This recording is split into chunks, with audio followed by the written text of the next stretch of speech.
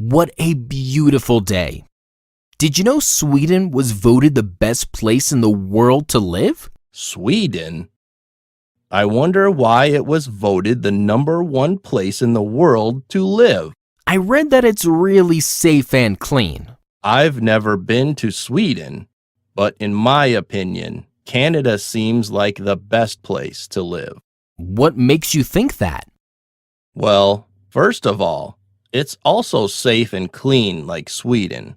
There are lots of parks and nature. Yes, that's true, but it's really cold. Yes, the winter is cold. The summertime is perfect. The price of living in Sweden is also reasonable compared to other countries in Europe. I think Canada is also pretty reasonable. Yes, I agree. I went there last year and the hotels and restaurants weren't very expensive. Everybody is really friendly and outgoing as well. The food is quite tasty too.